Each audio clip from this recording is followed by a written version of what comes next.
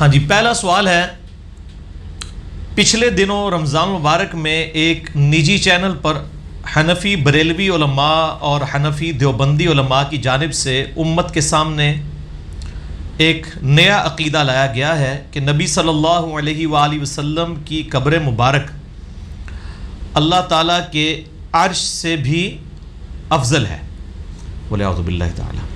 کیا یہ عقیدہ کسی دلیل اور قرآن و سنت کی نص سے ثابت ہے یا پھر خود ساختہ ہے؟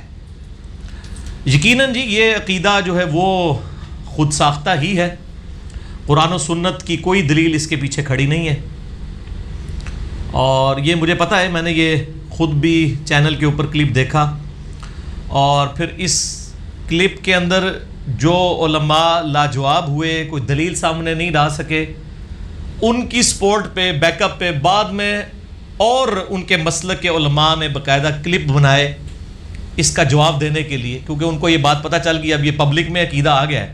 حالانکہ ان کی کتابوں میں لکھا ہوا تھا، اہل علم کو پتہ تھا کہ یہ عقیدہ کتاب و سنت سے ماخوذ نہیں ہے، ان پہ ہمیشہ گرفت کی جاتی تھی، لیکن ان کی پبلک کو نہیں پتہ تھا کہ ان کے بزرگ ان کے ساتھ کیا کام ڈال کے گئے ہیں۔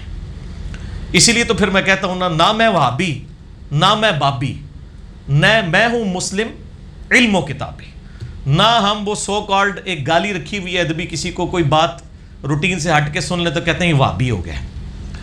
اس کے اگینسٹ میں نے پھر یہ ٹرم ڈیوائز کی تھی بابی، بابوں کے ماننے والے، بابوں کا دفاع کرنے والے، اماموں کا نہیں، بابوں کا۔ تو یہ دونوں ایکسٹریم رویے ہیں، نہ میں وہابی نہ میں بابی، میں ہوں مسلم علم و کتابی۔ علم و کتابی اپروچ میں یہ بالکل فاسد نظریہ ہے، اس کے پیچھے کوئی دلیل نہیں کھڑی ہے، اور یہی وجہ ہے کہ ان علماء نے جب ان چیزوں کے جواب دینے ہوتے ہیں نا، آپ اگر ان کو دیکھیں نا تو وہ پوری کوشش کر رہے ہوتے ہیں، پھر بار بار اپنے آڈینس سے پوچھ بھی رہے ہوتے ہیں کہ ہاں جی آپ کو بات سمجھ آئی، وہ سمجھ کہاں سے آنی ہے، وہ بات ہی ایسی عجیب و غریب ہوتی ہے۔ بل ہم تو اس کے اوپر پہلے ہی ریکارڈنگ کروا چکے ہیں، میرا مسئلہ نمبر ہے 54C اور 54D، 2 لیکچرز آلموسٹ ملا کے 3 گھنٹے کی گفتگو ہے۔ قبر رسول صلی اللہ علیہ وآلہ وسلم کی حاضری سے متعلق فرقہ وارانہ نظریات کا تحقیقی جائزہ، جس میں نے 2 ایکسٹریم رویے، پہلے نمبر پر امام احمد ابن تیمیہ المتوفیٰ 728 ہجری، جو اہل حدیث اور سلفیوں کے امام کے طور پہ مانے جاتے ہیں، ان کا جو رویہ ہے اس ایکسٹریم کا رد کیا تھا، اور دوسری ایکسٹریم انہی کے زمانے میں امام ابو الحسن علی السبکی المتوفیٰ 756 ہجری۔ اور آپ حیران ہوں گے، یہ صوفیوں کے امام ہیں، یہ بھی شیخ الاسلام ہے اور وہ بھی شیخ الاسلام ہے، وہ جس طرح آج کل بھی کئی ایک شیخ الاسلام بنے ہوئے ہیں، تو اس زمانے میں بھی یہ آپ نہ سمجھے کہ آج ہی کوئی ایک سے زیادہ بن جاتے ہیں۔ امام نے تیمیہ شیخ الاسلام جس زمانے میں، اسی زمانے میں امام سبکی بھی شیخ الاسلام کہلاتے تھے، اور دونوں کے 180 ڈگری نظریات تھے ایک دوسرے کے قبر رسول صلی اللہ علیہ وآلہ وسلم کی حاضری سے متعلق۔ تو میں نے دونوں ایکسٹریم رویوں کا رد کیا تھا۔ میرے بھائیوں، اس میں کوئی شک نہیں ہے کہ قبر رسول صلی اللہ علیہ وآلہ وسلم کی حاضری اس کائنات کی عظیم ترین سعادتوں میں سے اور نیکیوں میں سے ایک نیکی ہے، اس میں کوئی شک نہیں، اور جو لوگ مدینہ شریف میں رہتے ہوں ان کے لیے تو یہ ہے کہ روزانہ ہی حاضری دیں، اور یہ میں بات اپنی طرف سے نہیں کر رہا، بلکہ صحیح سند کے ساتھ اہل سنت کی کم از کم 4 کتابوں میں، المصنف ابن ابی شیبہ میں انٹرنیشنل نمبر کے مطابق 11,793 11,793 نمبر اثر ہے۔ یہ اثر جو ہے وہ الموطا امام مالک میں بھی موجود ہے، فضل الصلاۃ علی النبی میں بھی موجود ہے، اور سنن الکبریٰ البیہقی میں بھی موجود ہے، صحیح سند کے ساتھ، کہ عبداللہ بن عمر رضی اللہ تعالیٰ عنہ جب کبھی بھی کسی سفر پر جاتے یا سفر سے واپس آتے، پہلے مسجد نبوی میں 2 نفل پڑھتے، اور نفل پڑھنے کے بعد پھر قبر رسول پہ حاضر ہو کر عرض کرتے السلام علیکہ یا رسول اللہ، اس کے بعد پھر سیدنا ابو بکر کی قبر پہ آ کے السلام علیکہ یا ابا بکر، اور پھر سیدنا عمر کی قبر پہ آ کے السلام علیکہ یا عمر، یا السلام علیکہ یا ابتا، اے میرے باپ آپ پر سلام ہو۔ یہ ان کی روٹین تھی۔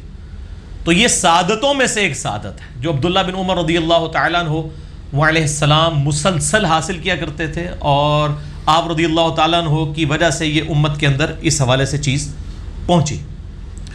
لیکن میرے بھائیوں، یہی عبداللہ ابن عمر ہیں جن کے بارے میں جامعہ ترمذی میں صحیح سند کے ساتھ ہے کہ جو نبی علیہ السلام سے اتنی محبت رکھتے ہیں، اتنی عقیدت رکھتے ہیں. کیونکہ یہ بات مجھے اس لیے ذہن میں آئی کہ وہ المہند علی المفند جو علماء دیوبند نے کتاب لکھی تھی حسام الحرمین احمد بریلوی صاحب کی کتاب کے مقابلے پہ، تو اس کا دفاع کرتے ہوئے وہ کراچی کے ایک مولانا صاحب کہنے لگے کہ ہم نے تو اپنے عشق رسول کو جسٹیفائی کرنا تھا اس وقت کے صوفی علماء عرب کے آگے، اس لیے ہم نے اس قسم کے عقیدے لکھ دیے ہیں. تو ان سے زیادہ عشق رسول تو جسٹیفائی کرنا چاہیے تھا عبداللہ بن عمر کو رضی اللہ تعالیٰ عنہ، جن کا آپ سب سن چکے کہ سفر پہ جانے سے پہلے اور واپسی پہ مسلسل حاضری دیا کرتے تھے. ان کے بارے میں جامعہ ترمذی میں صحیح سند کے ساتھ موجود ہے کہ ان کے سامنے کسی کو چھینک آئی تو اس نے پڑھا الحمدللہ والسلام علی رسول اللہ، تمام تعریفیں اللہ کے لیے ہیں اور سلام ہو نبی صلی اللہ علیہ وآلہ وسلم کی مبارک ذات پہ.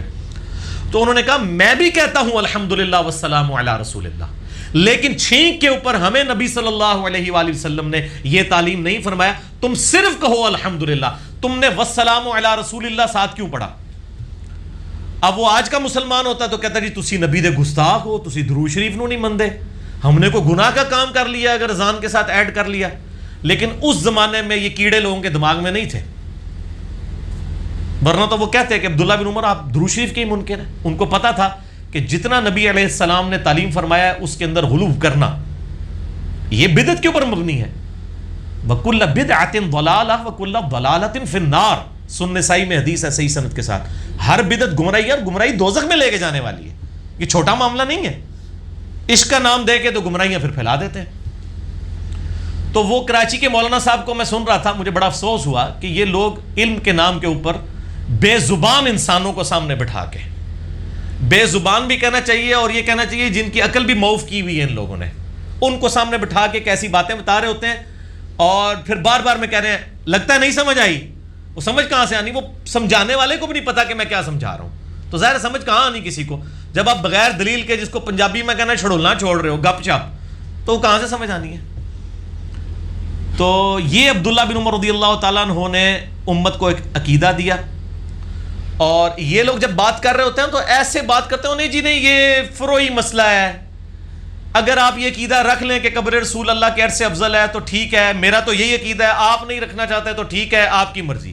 میرے بھائی یہ دین جو ہے وہ نعوذ باللہ آپ کے گھر کی لونڈی ہے کہ آپ جس طریقے سے اس کو مرضی مولڈ کر لیں.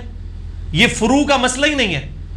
یہ آپ سمجھ لیں دو ٹرمز کو، ایک ہے اصول الدین اور ایک ہے فروع الدین. یہ دو بھائی نہیں ہیں. اصول الدین، اصول کہتے ہیں جو دین کی اصل ہو، وہ ہیں مسلمانوں کے بنیادی عقائد. عقیدہ ہمیشہ اصول الدین میں سے ہوتا ہے، یہ فروع نہیں ہوتا. فروع کہتے ہیں جو باہر والا حصہ ظاہری نظر آ رہا ہو. جیسے ایک درخت ہے نا، اس کے جو اوپر والا حصہ ہے وہ فروع ہے، اس کا تنا اور جڑ، وہ سارے پتوں کا تنا ایک ہی ہے مین، اور جڑ بھی ایک ہی ہے. تو وہ اصول الدین اور فروع الدین. فروعی مسائل جس کو ہم اردو میں غلط بول رہے ہوتے ہیں، فروع لفظ ہے، فروع نہیں ہے. تو اصول ہو یا فروع ہو، دونوں میں صحابہ کرام بڑی احتیاط کرتے تھے. یہ اب فروع کا مسئلہ تھا، یہ فروعی مسئلہ تھا نا کہ چھینک کے ساتھ، یہ کوئی عقیدے کا مسئلہ تو نہیں تھا، عمل کا مسئلہ تھا. اس میں بھی عبداللہ بن عمر نے اسے ٹوک دیا. اور یہ کہنا کہ نبی علیہ السلام کی قبر مبارک اللہ سے عرش سے افضل ہے، یہ آپ دین میں خود سے انجیکٹ کر رہے ہیں اور کہہ رہے ہیں یہ فروعی مسئلہ ہے. آپ راکھ بھی لیں تو خیر، نہ بھی رکھے خیر، یہ تو اصولی مسئلہ ہے. اور اصول اور عقیدہ جو ہے یہ نص سے، کتاب و سنت کے دلائل سے ثابت ہونا چاہیے، بزرگ بابوں سے نہیں. نہ میں وابی نہ میں بابی، میں ہوں مسلم علم و کتابی. صحیح بخاری اور صحیح مسلم کی متفق علیہ حدیث ہے. آپ صلی اللہ علیہ وآلہ وسلم نے فرمایا میرے ممبر سے لے کر میرے گھر تک جنت کے ٹکڑوں میں سے ایک ٹکڑا ہے. اس میں کوئی شک نہیں، وہ ریاض الجنہ جس میں آج کے دن نبی علیہ السلام اور سیدنا ابو بکر عمر رضی اللہ تعالی عنہما وعلیہم السلام کی قبریں ہیں، وہ سب جنت کے ٹکڑے میں ہیں. لیکن سلف صالحین میں سے، صحابہ تابعین تبع تابعین میں سے کسی نے جرأت نہیں کی کہ اس جنت کے ٹکڑے کو اللہ کے عرش سے افضل قرار دے دیا جائے اور پھر یہ عقیدہ المہند علی المفند میں لکھا جائے. اور یہی عقیدہ پھر مفتی احمد یار خان نعیمی صاحب نے، یہ تو خلیل احمد سہارنپوری صاحب نے کتاب میں لکھا، مفتی احمد یار خان نعیمی صاحب نے مشکات کی شرح کے اندر یہی عقیدہ لکھا. اس کے بعد انہوں نے نور العرفان، ان کی جو قرآن کی تفسیر ہے، اس میں بھی انہوں نے وہ تو ایک سٹیپ پھر آگے چلے گئے. انہوں نے کہا کہ جس مچھلی کے پیٹ میں حضرت یونس علیہ السلام رہے ہیں وہ مچھلی کا پیٹ بھی اللہ کے عرش سے افضل ہے. آپ ذرا اندازہ لگائیں, جانور کا پیٹ انہوں نے کہا اللہ کے عرش سے افضل ہے, کیونکہ وہ نبی اس میں کچھ عرصے کے لیے 3 دن اور 3 رات کے لیے رہے, اس لیے وہ اللہ کے عرش سے افضل ہو گیا. یعنی سب سے نچلی درجے کی اگر کوئی چیز ہے نا تو وہ چیز ہے جو اللہ کا تخت حکومت ہے, اس کو انہوں نے کہنا ڈیگریڈ کرنا ہے. باقی انہوں نے جو غلوب کرنا ہے نا وہ انہوں نے کر دینا ہے. اور میں نے تو بہت پہلے ایک لیکچر ریکارڈ کرایا تھا, مسئلہ نمبر 71B, انڈیا اور پاکستان کے بزرگوں کی 19 گستاخانہ عبارات کا تحقیقی جائزہ.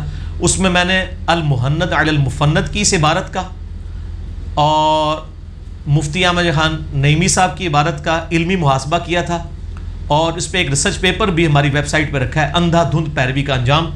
ریسرچ پیپر نمبر 2 کے عنوان سے ہے, 2A. یہ ذرا دکھا دیجئے ان کو کیمرے میں جی. بعد میں آپ اس کا پروفیشنل PDF ڈاؤن لوڈ کر سکتے ہیں, ڈاک بھی منگوا سکتے ہیں, اور آپ کو PDF اس کا ویب سائٹ سے مل بھی جائے گا. ہارڈ کاپی جتنے لوگ یہاں پہ موجود ہیں ان کو لیکچر کے اینڈ پہ جو یہ پورا سیٹ دیتے ہیں پمفلٹ کا, اس میں یہ موجود ہے, اندھا دھند پیروی کا انجام. اس کے اندر میں نے اس عقیدے کو بھی, جہاں میں نے اور نظریات ڈسکس کیے ہیں, 19 عبارتیں میں نے ان کا تحقیقی جائزہ لیا ہے. اس میں سے ایک یہ والی المہند کی عبارت بھی تھی اور وہ بھی, اور اس کے اندر یہ آپ کو سیریل نمبر جو ہے وہ 14, سیریل نمبر 15 اور 16 کے اوپر یہ چیزیں مل جائیں گی. ٹھیک ہے جی. تو یہ برزخی حیات سے متعلق, اور اس سے پہلے اللہ تعالیٰ کے بارے میں جو انہوں نے نظریات لکھے ہیں وہ بھی سارے اس کے اندر میں نے, ہاں یہ والا جو تھا نظریہ عرش سے افضل ہے نعوذ باللہ, یہ سیریل نمبر 3 اور 4 کے اوپر ہے. ٹھیک ہے جی. اور آپ اندازہ کریں کہ یہ شرح مشکات میں وہ جہاں پہ دعا آئی ہے نا, لا الہ الا انت سبحانک انی کنت من الظالمین, اس کی شرح کی ہے انہوں نے. یہ اس دعا کی شرح ہو رہی ہے کہ علماء فرماتے ہیں کہ اس مچھلی کا پیٹ اللہ کے عرش اعظم سے افضل ہے کہ ایک پیغمبر کا کچھ دن تجلی کا رہا. جب مچھلی کا پیٹ عرش اعظم سے افضل ہے تو حضرت آمنہ خاتون کا وہ شکم پاک جس میں نبی علیہ السلام 9 مہینے تک رہے, وہ تو عرش اعظم سے کہیں افضل ہوگا. پھر ساری در تک نہ آپ رہیں, آپ کہیں غار ہرا بھی افضل ہے اللہ کے عرش سے, غار ثور بھی افضل ہے. آپ بناتے جائیں ایکویشن, کیونکہ جب آپ نے جھوٹ بولنا ہے, آپ نے بدعقیدگی پہ مبنی عقائد امت کو دینے ہیں, تو پھر بناتے جائیں. آپ کی منہ کو کون روک سکتا ہے؟ یہ تو قیامت والے دن ہی پھر ایسے لوگوں کے ساتھ جب معاملات ہوں گے پھر ان کو پتہ چلے گا کہ امت کے ساتھ کیا کر کے گئے ہیں. اور جب ہم ان لوگوں کی چیزوں کو ہائی لائٹ کرتے ہیں تو یہ کہتے ہیں جی وہ بزرگ فوت ہو چکے ہیں. بھائی بزرگ تو فوت ہو گئے ہیں, لیکن جو پیچھے بزرگی چھوڑ کے چلے گئے ہیں نا, وہ اپنے جو معاملات, جس طرح غلام احمد قادیانی, وہ بھی تو فوت ہو چکا ہوا ہے نا. ہم کیوں اس کے نظریات کو ڈسکس کرتے ہیں کہ گمراہ کن تھے؟ کیونکہ آج امت افیکٹ ہو رہی ہے. اسی طریقے سے اس کے علاوہ بھی جتنے لوگوں کے نظریات سے لوگ افیکٹ ہو رہے ہیں, وہ چیزیں تو ڈسکس ہوں گی, ان کو ہم کیسے چھوڑ دیں؟ ڈسکس کرنا ہماری مجبوری ہے. میرے بھائیوں, اللہ تبارک و تعالیٰ نے اسی اصولی مسئلے کو بیان کیا ہے کہ اللہ تعالیٰ کے بارے میں آپ نے کوئی بھی ایسا عقیدہ نہیں رکھنا جو حق کے اوپر مبنی نہ ہو. اپنی طرف سے امت کو انجیکٹ نہیں کرنا, اور یہ کہہ کہ یہ فروعی مسئلہ ہے, رکھ بھی لیں تو ٹھیک, نہ بھی رکھ لیں تو ٹھیک. یہ اصولی مسئلہ ہے, فروعی مسئلہ نہیں ہے. یہ آیت قرآن حکیم میں 2 دفعہ ریپیٹ ہوئی ہے, سورۃ المائدہ میں بھی آئی ہے اور سورۃ النساء کے اندر بھی. سورۃ النساء کا جو حوالہ ہے وہ زیادہ کریٹیکل ہے. اعوذ باللہ من الشیطان الرجیم, بسم اللہ الرحمن الرحیم. اب یہ دیکھیں, میں نے کوئی نشان نہیں لگایا تھا, یہ کرامت ہوئی ہے. میں نے قرآن کھولا ہے نا, یہ کرامتیں ہوتی ہیں. اور میں نے درس سے پہلے بھی کوئی نہیں اس کو کھولا ہوا تھا کہ یہ قرآن پاک میں نے لا کے بھی رکھا ہے وہاں سے, ڈائریکٹ وہ آیت کھلی ہے. یہ اللہ کی تائید ہوتی ہے. یہ ساڑھی بھی ہو جاتی ہیں تھوڑی بہت کرامتاں, اور میں پریشان ہو گیا ہوں کہ وہی صفحہ کیسے کھل گیا, اس لیے میں آگے پیچھے کرنا شروع ہو گیا. اور یہ پہلے صفحے کے اوپر یہ آیت آئی ہے, اور سٹارٹ کے اوپر سورۃ النساء آیت نمبر 171, یا اہل الکتاب لا تغلو فی دینکم, اے اہل کتاب اپنے دین میں غلو مت کرو, ایگزیجریشن مت کرو, بڑھا چڑھا کے چیزیں نا افراط و تفرید کا معاملہ نہ کرو. ولا تقولوا علی اللہ الا الحق, اور مت کہا کرو اللہ کے بارے میں کوئی بھی بات سوائے اس کے کہ جو سچی ہو. اپنی طرف سے نہیں یہ بات بنا دو کہ وہ جی مچھلی کا پیٹ اللہ کے عرش سے افضل ہے, سیدہ آمنہ کا پیٹ مبارک جو ہے وہ اللہ کے عرش سے افضل ہے, نبی علیہ السلام کی قبر مبارک کا وہ حصہ جو آپ کے جسم مبارک سے لگا ہوا ہے وہ اللہ کے عرش سے افضل ہے. یار یہ بیٹھ کے ان کو کہاں پہ شیطان پٹیاں پڑھاتا رہتا ہے کہ یہ چیزیں دماغ میں کون ڈالتا ہے؟ ہم تو حیران ہے کہ یہ کہاں بیٹھ کے یہ چیزیں بناتے رہتے ہیں. کس طرح کی جرت کرتے ہیں؟ مت کہو اللہ کے بارے میں مگر وہی جو حق ہے. انما المسیح عیسی ابن مریم رسول اللہ، بے شک عیسیٰ ابن مریم اللہ کے رسول تھے. وکلماتہ، اور اس کا کلمہ تھے. القاها الی مریم، جو مریم کے اوپر القاء ہوا. وروح منہ، اور اللہ کی طرف سے خاص روح تھے. فآمنوا باللہ ورسولہ، پس ایمان لاؤ اللہ اور اس کے رسولوں پر. ولا تقولوا ثلاثہ، اور مت کہا کرو کہ وہ تین ہیں یعنی خدا. انتہوا، باز آ جاؤ. خیر لکم، اس میں تمہاری خیریت ہے. انما اللہ الہ واحد، اللہ تو نہیں ہے الہ مگر وہ اکیلا. سبحانہ، وہ پاک ہے. ان یکون لہ ولد، اس چیز سے پاک ہے کہ اس کے لیے کوئی بیٹا تجویز کرے. لہ ما فی السماوات و ما فی الارض، زمین و آسمان کی بادشاہی اسی کے لیے ہے. وکفی باللہ وکیلا، اور وہی اکیلا ہے کارساز. یہ عیسیٰ ابن مریم کے ساتھ یہی کچھ تو کیا تھا نا ان کے ماننے والوں نے، جو صحیح بخاری میں حدیث ہے صحیح سند کے ساتھ. ظاہر بخاری کے اندر موجود ہے کتاب الانبیاء چیپٹر میں. آپ صلی اللہ علیہ وآلہ وسلم نے فرمایا، دیکھنا میری شان کو اس طرح بلند نہ کرنا جس طرح عیسیٰ ابن مریم کے ماننے والوں نے ان کو بڑھا دیا تھا، حتیٰ کہ ڈیوینٹی میں کلیم کر دیا. میں اللہ کا بندہ اور اس کا رسول ہوں، مجھے اللہ کا بندہ اور اس کا رسول ہی کہنا. یہاں عیسیٰ علیہ السلام کے ساتھ انہوں نے یہ عقیدے وابستہ کیے، اور اس امت نے وہی کام جو ہے نا وہ نبی علیہ السلام کے ساتھ کرنا شروع کر دیا. بخاری مسلم کی متفق علیہ حدیث ہے، میری امت میں وہی خرابیاں پیدا ہوں گی جو اگلوں میں پیدا ہوئی تھی. صحابہ نے پوچھا یہ اگلوں سے مراد کیا یہود و نصارہ ہیں؟ آپ صلی اللہ علیہ وآلہ وسلم نے فرمایا کہ اگر وہ لوگ مراد نہیں تو اور کون سے لوگ مراد ہیں؟ وہ بھی غلو کرتے تھے اپنے دین کے بارے میں، اپنے انبیاء کے بارے میں. اس امت نے بھی وہی کام کیا. میرے بھائیوں، یہ کوئی چھوٹا معاملہ نہیں ہے اللہ کے عرش کے ساتھ اس طرح کے توہین آمیز کلمات پیش کرنا. اللہ تعالیٰ نے قرآن حکیم میں واضح طور پر فرمایا الرحمن علی العرش استوى، رحمان اپنے عرش پر مستوی ہے جیسا کہ اس کی شان کے لائق ہے. ہم اس کی تفصیلات میں نہیں پڑھتے، اس کے اندر کوئی ڈیٹیل میں جانے کی ضرورت نہیں، جیسا کہ اس کی شان کے لائق ہے، کوئی تمثیل بیان نہیں کرتے. پھر اللہ تعالیٰ نے اس عرش کو ایسی امپورٹنس دی کہ اپنا تخت حکومت ڈکلیئر کیا. نبی علیہ السلام کا آج مسکن مبارک کون سا ہے؟ آپ کے جسم مبارک کا قبر مبارک. اللہ تعالی کا جو تخت حکومت ہے وہ خانہ کعبہ شریف نہیں ہے، مدینہ شریف نہیں ہے. اللہ کا تخت حکومت اللہ کا عرش ہے. ہم وہ تمثیل نہیں بیان کر رہے کہ اللہ اس پہ کیسے مستوی ہے، وہ تو میں ڈسکس ہی نہیں کر رہا. میں یہ کہہ رہا ہوں تخت حکومت اللہ کا وہ ہے. نبی علیہ السلام کا تخت حکومت مسجد نبوی شریف تھی. آپ اسی ریاض الجنہ میں بیٹھ کے فورن ڈیلیگیشنز کو بھی ملتے تھے، صحابہ کی مہمات بھی روانہ کرتے تھے. بعد میں آپ کی قبر مبارک بھی حجر عائشہ میں بنی. آپ کا تخت حکومت مسجد نبوی کا وہ پورشن جو ریاض الجنہ ہے. اللہ کا تخت حکومت کون سا ہے؟ عرش. اب دونوں کو اگر کمپیئر کرنا شروع کر دے کوئی، اور یہاں پہ وہ نہیں کمپیئر کیا، پتہ نہیں کہاں تک آگے چلے گئے. اللہ تعالیٰ کا تخت حکومت عرش ہے. بنی اسرائیل، سورہ بنی اسرائیل کی آیت نمبر ہے 42 اسی کانٹیکسٹ میں. اعوذ باللہ من الشیطان الرجیم، بسم اللہ الرحمن الرحیم. قل لو کان معہ الہ، اے نبی علیہ السلام، الہۃ، فرما دیجئے کہ اگر اللہ کے علاوہ کوئی اور الہ ہوتا، کما یقولون، جس طرح کہ یہ کافر کلیم کرتے ہیں، اذا لابتغوا الی ذی العرش سبیلا، تو وہ ضرور اللہ کے عرش کی طرف کوئی راستہ تلاش کرتا. سبحانہ وتعالی، وہ پاک ہے، بہت ہی بلند ہے. عما یقولون علوا کبیرا، جو لوگ اللہ کے بارے میں یہ جھوٹے عقیدے پروپیگیٹ کرتے ہیں، اللہ بہت پاک ہے، اللہ کو کوئی فرق نہیں پڑتا، وہ بہت بلند ہے اور بہت بڑائی والا ہے. اللہ تعالیٰ ماتا ہے اگر اللہ کے علاوہ کوئی اور الہ ہوتا نا اس کائنات میں، تو اللہ کے عرش کی طرف، اس عرش والے کی طرف راستہ تلاش کرتا کہ اس کے تخت حکومت کے اوپر قبضہ کر لے. جیسا دنیا میں بھی ہوتا ہے، ایک بادشاہ دوسرے کے تخت حکومت پہ قبضہ کرنے کی کوشش کرتا ہے. اللہ نے اس لیول پہ عرش کو ڈکلیئر کیا ہے. اب ان بابوں سے اور بابیوں سے پوچھیں کہ آپ کے بابوں نے اللہ تعالیٰ کے عرش کی اس طریقے سے کمپیریزن نبی علیہ السلام کی قبر مبارک کے ساتھ کروایا ہے. یہ آج نبی علیہ السلام زندہ ہوتے، دنیا میں موجود ہوتے، اور صحابہ کرام دنیا میں موجود ہوتے، تو آپ کے بابوں کے ساتھ کیا کرتے؟ یہ خود فیصلہ کر لیں. اس لیول کے اوپر آپ لوگ اتر گئے. نبی صلی اللہ علیہ وآلہ وسلم کا اپنا مزاج کیا تھا؟ میں اس پہ بولوں گھنٹوں بول سکتا ہوں. آپ صلی اللہ علیہ وآلہ وسلم کے بارے میں صحیح مسلم میں حدیث ہے، کتاب الجمعہ چیپٹر میں، ایک شخص نے نبی علیہ السلام کے سامنے خطبہ دیتے ہوئے کہا من یطع اللہ ورسولہ فقد رشد، جو کوئی اللہ اور اس کے رسول کی اطاعت کرے وہ کامیاب ہو گیا، ومن یعصہما، اور جس نے ان دونوں کی نافرمانی کی فقد غوا، وہ بہک گیا۔ اس جملے میں لٹریچر کے اعتبار سے کوئی خرابی نہیں ہے، جو اللہ اور اس کے رسول کی اطاعت کرے وہ کامیاب ہو گیا، جو ان دونوں کی نافرمانی کرے وہ گمراہ ہو گیا۔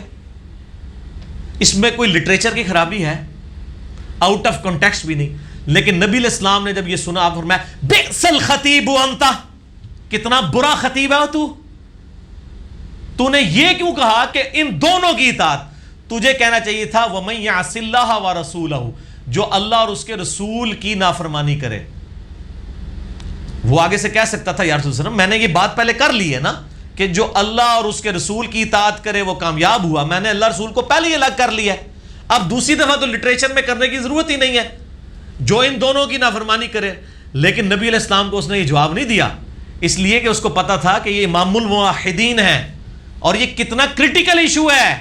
یہاں پہ لوگ کہہ رہے ہیں کہ جی وہ عرش الہی سے بھی افضل ہے، قبر مبارک کا وہ حصہ جو آپ کے جسم مبارک سے لگا ہے، اور اتنا فراڈ کر رہا ہے وہ مولانا، وہ یہ بات کا رخ ہی بدل دیتے ہیں۔ وہ کہتا ہے جی دیکھیں نبی علیہ السلام تو اللہ کے سفیر ہیں، تو سفیر افضل ہوگا یا اللہ کا عرش؟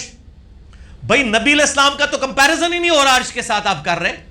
آپ کے بزرگ بابوں کی عبارت آپ پڑھیں، انہوں نے کہا کہ نبی علیہ السلام کی قبر مبارک کی وہ مٹی جو آپ کے جسم کے ساتھ لگی ہوئی ہے وہ اللہ کے عرش سے افضل ہے۔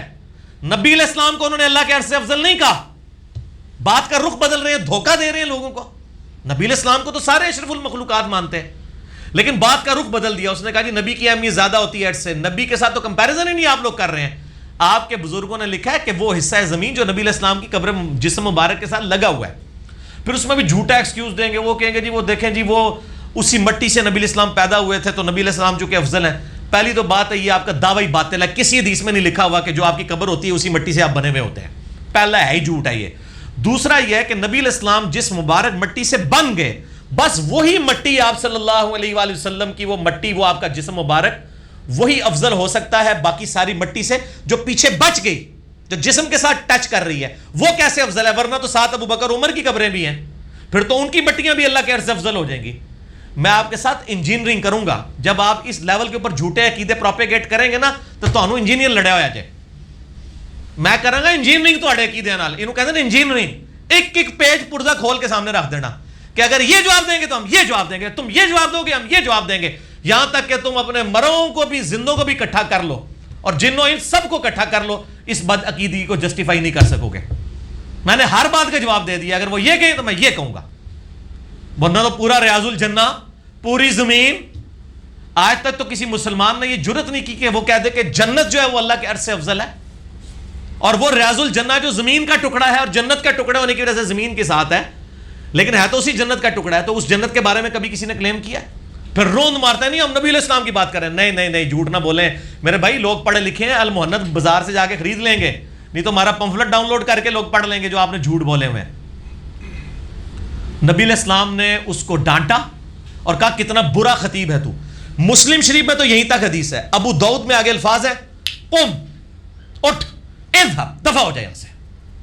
یہ نبی علیہ السلام وَإِنَّكَ لَعَلَىٰ خُلُقٍ عَظِيمٍ، جو اخلاق کے بلند ترین درجے پر فائز ہیں، جب انہوں نے نبی علیہ السلام نے اللہ کی شان میں گستاخانہ کلمات سنے جو ہماری ڈاکٹرائن میں گستاخانہ نہیں تھے، لیکن نبی علیہ السلام اتنے سینسٹیو ہیں توحید کے معاملے میں، آپ فرمایا اٹھ، دفع ہو جائے ادھر سے، اپنی شکل دور کر دے۔ یہ بات تو نے نکالی کیوں منہ سے؟ اندازہ کریں آپ۔ اسی طریقے سے مسند احمد میں صحیح سند کے ساتھ حدیث ہے، الادب المفرد میں بھی موجود ہے، اس شخص نے نبی علیہ السلام کو کہا ما شاء اللہ وشئت، اللہ کے رسول جو اللہ چاہے اور جو آپ چاہیں۔ اب اس کی بھی تعویل ہو سکتی تھی۔ نبی علیہ السلام فرمایا اجعلتنی للہ ندا، کیا تو نے مجھے اللہ کے مقابلے پہ کھڑا کر دیا؟ قل بل ما شاء اللہ وحدہ، بلکہ کیا اکیلا جو اللہ چاہے۔ اس نے نہیں آگے سے کہا نہیں میں تو آپ کو اللہ کا بندہ ہی مانتا ہوں، میں غیر مستقل بالذات مانتا ہوں، میں عطائی مانتا ہوں، ذاتی نہیں مانتا۔ یہ ساری قصے کہانیاں جو تواڈے بابے نے تانوں سکھائیاں نے صحابہ دے دماغ وچ بھی نہیں سن۔ کیونکہ صحابی تھے وہ، بابی نہیں تھے. وہ صحابی تھے، بابی نہیں تھے. تے اسی بھی جناب نہ میں وہابی نہ میں بابی، میں ہوں مسلم علم و کتابی. اتنے بڑے بڑے یہ لوگ دعوے کر دیتے ہیں اور نبی علیہ السلام کے مزاج سے یہ واقف نہیں ہے کہ آپ علیہ السلام کے مزاج میں یہ بات بیٹھتی ہے جو تم لوگوں کے بابوں نے یہ المحند میں عقیدے لکھ کے دیے ہیں لوگوں کو، اور پھر کہتے ہو رکھ لے تو ٹھیک، نہ رکھے تو ٹھیک. اللہ دے وہ بندے ہو، یہ اصول کا مسئلہ ہے، فروع کا مسئلہ نہیں. میں نے تو فروع میں بھی ثابت کر دیا کہ صحابہ کرام کتنے سٹرکٹ تھے، اور یہ اصولی عقیدے کا مسئلہ ہے، یہ آپ کس طریقے سے پروپیگیٹ کر سکتے ہیں. تو میرا خیال ہے انسان کو اپنی آخرت کی فکر کرنی چاہیے. میں اکثر یہ کہتا ہوں کہ کسی شخص کا اگر منہ سرخ ہے نا تو آپ اپنا چپیڑے مار کے اپنے منہ کے اوپر تھپڑ مار کے اپنا منہ نہ سرخ کر لیں. آپ کے اگر بزرگ بابے کچھ کر کے دنیا سے چلے گئے نا میرے بھائی، ان کے ساتھ تو جو معاملہ ہو رہا ہے. آپ کو کم از کم مرنے سے پہلے پتہ چل گیا نا کہ ہمارے بابے ہمارے ساتھ ہاتھ نہیں، پوری باں کر کے گئے نے، ہاتھ نہیں کر کے گئے. ٹھیک ہے نا جی، لت باں کر کے گئے نے. تو اللہ دے بندے اپنی آخرت بچا لو. ٹھیک ہے نا، کون اس طریقے سے آپ کو سمجھائے گا؟ اور یہ بہت سینسٹیو ایشو ہے، کیونکہ وجہ یہ ہے کہ ان لوگوں نے توحید کو سٹیک کے اوپر لگا دیا. پھر کہتے ہیں توحید کا مسئلہ نہیں. خام کا بات، یہ توحید کا مسئلہ نہیں تو اور کون سا مسئلہ ہے؟ یہ رفع الیدین کا مسئلہ ہے. یہ چھوٹے چھوٹے مسئلے اٹھاتے ہیں، یہ رفع الیدین کا مسئلہ ہے. یہ آمین بالجار کا مسئلہ ہے. یہ اصولی مسئلہ ہے، فروعی نہیں ہے. بس بزرگ بابے بنا کے چلے گئے ہیں، اب یہ پیچھے بھگتے رہیں اور اس طریقے سے کرتے رہیں. اور میں آپ کو اس میں ایک اور بات بھی بتاؤں کہ نبی علیہ السلام کتنی احتیاط فرمانے والے تھے. جامعہ ترمذی، سنن ابی داؤد، سنن ابن ماجہ میں اور سنن الکبریٰ البیہقی میں صحیح سند کے ساتھ حدیث ہے، ایک صحابی نے آ کے نبی علیہ السلام کو سجدہ کیا. آپ فرمایا سر اٹھائیے، کیا کر رہا ہے؟ کہ رسول اللہ علیہ وسلم میں کوفے کے پاس ہیرا نامی گاؤں ہے وہاں گیا تھا، وہاں میں نے دیکھا لوگ اپنے سردار کو سجدہ کرتے ہیں، تو آپ تو اللہ کے رسول ہیں، تو میں نے کہا آپ کو کیوں نہ سجدہ آپ کو کیا جائے. یہ وہ اجتہاد اور قیاس جو لیے پھرتے ہیں، اور صحابی کا اجتہاد اور قیاس بھی ہونا اصول دین کے اوپر، وہ بھی مردود ہے. نبی علیہ السلام فرمایا سر اٹھائیے، کیا کر رہا ہے؟ جب میں فوت ہو جاؤں گا میری قبر سے گزرے گا، کیا میری قبر پہ بھی سجدہ کرے گا؟ کہا یا رسول اللہ نہیں. تو آپ نے فرمایا اگر میں سجدہ جائز سمجھتا تو بیویوں کو کہتا کہ اپنے خامدوں کو سجدہ کریں، اس حق کے سبب جو اللہ نے ان کو دیا ہے. جو نبی اس لیول تک سینسٹیو ہو، اس نبی کے سامنے یہ جملہ بولا جائے کہ نبی علیہ السلام آپ جہاں پہ تخت حکومت پہ ریاض الجنہ پہ بیٹھے ہیں نا، یہ زیادہ افضل ہے اللہ تعالیٰ کے تخت حکومت عرش سے. تو آپ دیکھ سکتے ہیں کہ ایسے لوگوں کے ساتھ ہو کیا. لیکن وہ اب بابے نکل کے سب کچھ لکھ کے چلے گئے. اب ان کو دوبارہ قبروں سے نکال کے کون سمجھائے؟ کیونکہ ان کو سمجھائیں اور وہ آ کے اپنا اعلامیہ جاری کریں یا سوشل میڈیا پہ کوئی بیان جاری کریں تو انہوں نے رجوع کرنا ہے، کیونکہ انہوں نے کتاب و سنت کو تو ماننا ہی نہیں ہے. یہ تو کہتے ہیں ہمیں وہ سمجھائیں گے. بھائی ان کو تو وہ ان کو اگر سمجھ آنی ہوتی تو اپنے زمانے کے لوگ ان کو سمجھا بیٹھتے ہیں، ان کو تو ہم نہیں سمجھا سکتے. آپ تو ہمارے سامنے موجود ہیں، آپ کو تو سمجھ آ جائے. اور نبی علیہ السلام نے جب یہ کہا، اس صحابی نے آگے سے نہیں کہا یا رسول اللہ صلی اللہ علیہ وسلم عشق دے چلے نمبر لے گئے. عقل والے آتے ہیں انجے ہی عمرہ گالیاں، اے تے عشق دیاں گلاں نے یا رسول اللہ تانوں بڑا سجدہ تانوں خدا تے نہیں میں مندا، خدا دی قسمیں نہیں مندا تانوں خدا. یہ نہیں صحابی نے کہا، حالانکہ وہ کہہ سکتا تھا. لیکن نبی علیہ السلام نے فرمایا کہ جو اللہ کا پروٹوکول ہے وہ آپ مخلوق کو نہیں دیں گے. اس قسم کے پروٹوکول ان لوگوں نے دیے. اور یقین کریں میں نے پچھلے دنوں یہ کلپ دیکھا نا، میں اتنا دل ارزردہ ہوا کہ یار یہ ہمارے علماء ممبروں پہ بیٹھ کے کن کن عقیدوں کا دفاع کر رہے ہیں اور چیمپئن بنے ہوئے توحید کے. اور پبلک بھی سامنے ان سے نہیں پوچھتی کہ یار آپ نے کوئی دلیل تو بیان ہی نہیں کی ہے. کہہ رہے بس یہ میرا دل مانتا ہے یہ عقیدہ ہے، آپ کا دل مانے تو آپ رکھ لیں. یہ عقیدہ کون سا ہوتا ہے جو دل کے ماننے کے اوپر ہوتا ہے؟ یہ تو اصول کی بات ہے، یہ فروع تو ہے ہی نہیں ہے. اصول الدین کی چیزیں کتاب و سنت کی نص سے ثابت ہونی چاہیے. بالکل اس بات کو آپ جو ہے نا وہ سمجھ لیں. اور قبروں سے متعلق تو میرا ایک ریسرچ پیپر بھی ہے، میں اکثر دکھاتا ہوں. ابھی تو میں نے صرف نبی علیہ السلام کے اس مزاج کی بات کی ہے.